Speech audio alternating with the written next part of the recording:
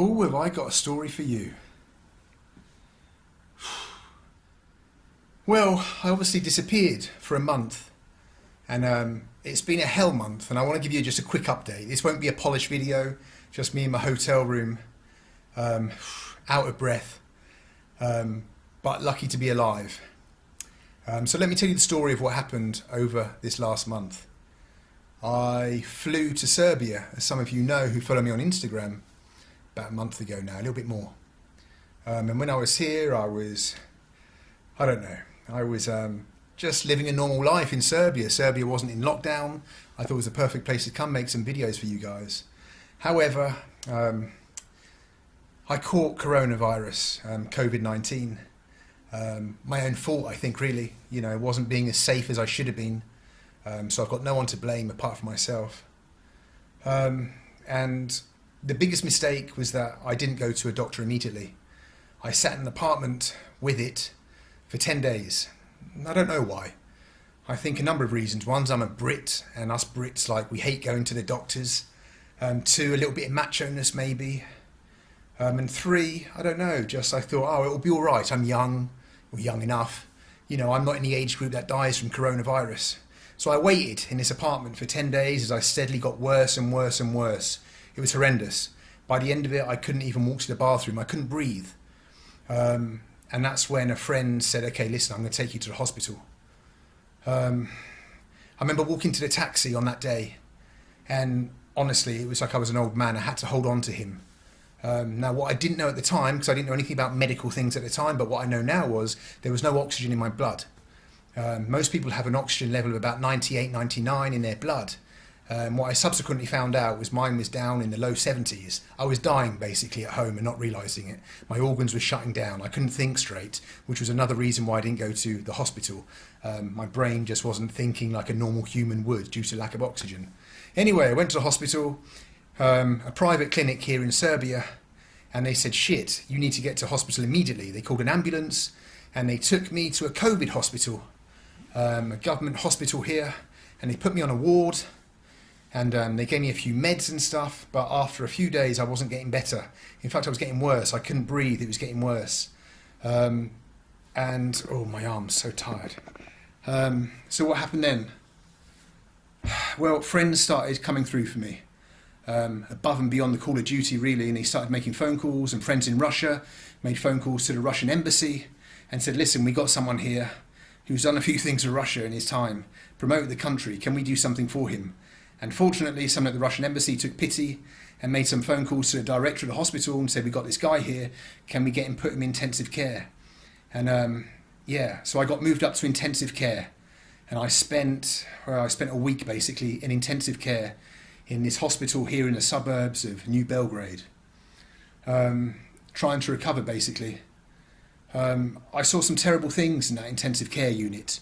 On the 1st of July, I woke up about 5 o'clock in the morning to see the person in the bed next to me being resuscitated manually by the nurses and doctors. There were nurses and doctors all around, and they were trying to resuscitate that person. It was an older person, but I just remember lying there, just watching this, just thinking, what the fuck is going on? I'd never seen a dead person before, definitely never seen anyone die before, but that person died. And that scared me a lot, because I was like, well, if that person can die, and they weren't that old, then who knows about me. A few hours later, the person in the bed in front of me, I was just watching their machine, their monitors, nothing else to do in an IC unit, and it just went flat. The nurse came over, checked him, called a doctor, checked the pulse, threw the blanket over the face. He was dead. He was a lot older. But yeah, so that was pretty nuts, basically, just to see two people die in front of you like that. Really brings it home to you, you know, just what this coronavirus is about. Anyway, the ICU unit staff, how do you say it? ICU unit, whatever, were amazing. The Serbian doctors and nurses, I have to keep switching arm because I've just got no strength. The doctors were amazing. They looked after me. There was a nurse in there all the time, just checking me, giving me all these medicines, antibiotics that, well, subsequently have kind of like fucked me up in some ways, but got me over the coronavirus. I had double pneumonia. I mean, it spread to every part of my lungs. So yeah, it was really at one stage, it was kind of touch and go, without being overly dramatic. Anyway, eventually the medicine started to work, I started to recover a little bit, and I was released from the IC unit back onto a ward, and I spent another 4 or 5 days there. Yeah, it's been an absolute nightmare. My body's wasted away just from lying in bed all that time. I just saw the most terrible things there. You know, just people who are never going to make it, and people who are younger than me. You know, this is the thing about coronavirus, is that we think that statistically, if you're under a certain age, there's no chance anything's going to happen to you. It's such a small percentage, and that's probably true. Maybe it is only a 1% chance that some complications will happen to you. But Jesus, I mean, if you're in that 1%, that doesn't make much difference, you know.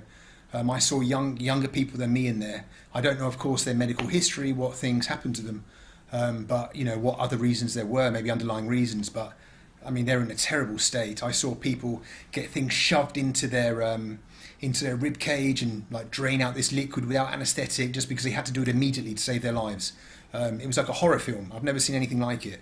I think I've probably, like, got PTSD from this experience. Anyway, yeah, so you find out in times like this who your friends are, people who came through for me, you know, made phone calls, people that I hardly knew, like a friend of mine called Misha, who organised an aeroplane for me, an emergency flight out of Serbia, a private plane basically. The doctors didn't let me use it, but he arranged it for me. Friends of mine who made phone calls and just made sure that I got the best care that I could in this private hospital, in this government hospital, sorry. Anyway, I've been out. I was released a couple of days ago. Oh, when was I released? Yesterday I was released. And I've checked into a hotel in Serbia to recover. This really has knocked the stuffing out of me.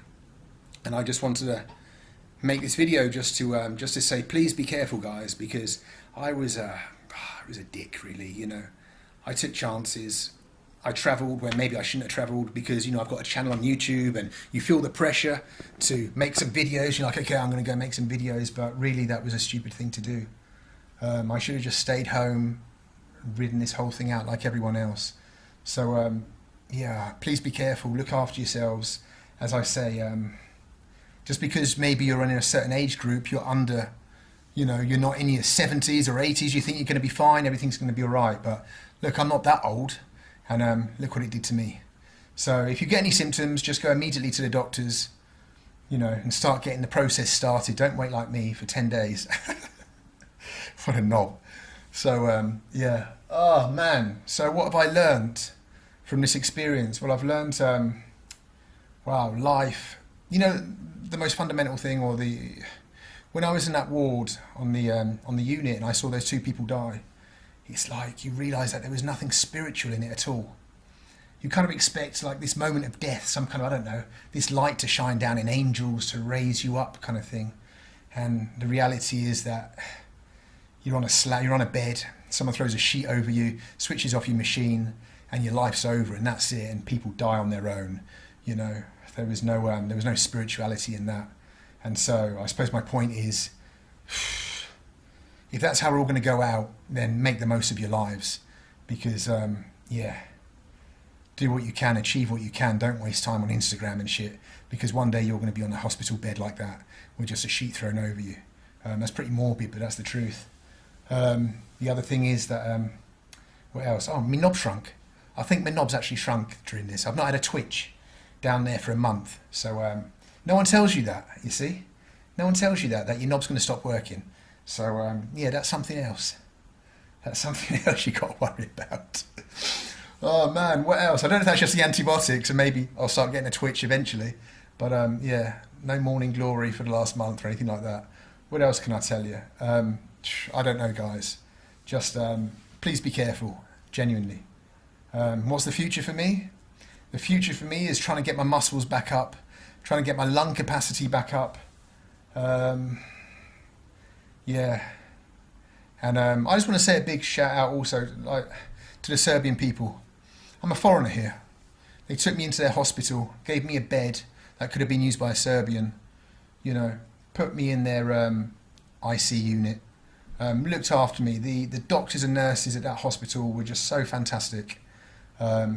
you know, there were times when I was genuinely scared that it was going to come to an end. But they reassured me. They gave me the medicines that I needed. They checked me. They took me down for scans and stuff like that. Nurses were there all the time, constantly just coming over saying, you're right, come on, we're going to get through this, fight a little bit harder.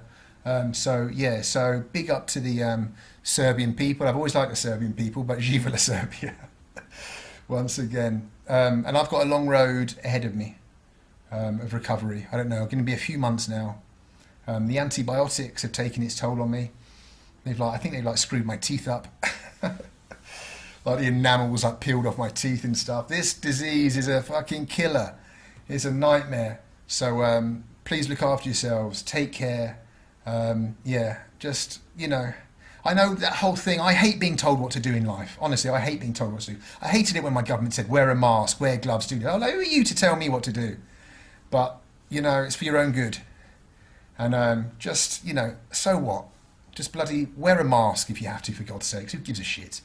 Right, it's just a mask. Yeah, I don't know. What else can I tell you? Want to hear more about my knob?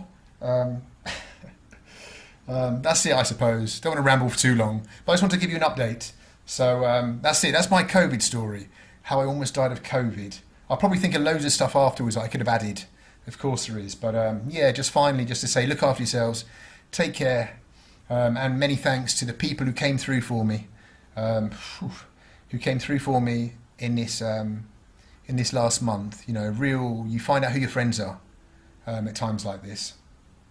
And the people, just a little text messages even, just saying, come on, we're pulling for you. Hope you get through this. That you know, those mean a lot at those times. Anyway, yeah, I'm not asking for sympathy. I'll be fine. It's going to take a while. Get some muscles, but I'm so embarrassed walking about. Just this body of an 80-year-old man. When I checked back into this hotel after not being here for a few weeks, they literally did a cartoon double take. They were like, is this the same dude? He was in his 40s before and now he's in his 70s. Nightmare, absolute nightmare. But I'll get through it, I'll be fine. And we'll be back to making some films and I don't know. Yeah, we'll be back at some point to have some crazy adventures. Central Asia, something like that. But I need a couple of months just to focus on myself and get myself healthy. All right, guys. Once again, Živela Serbia. Thank you to the people of Serbia for helping me out on this one. And yeah, I'll see you further down the road, you crazy buggers. See you later.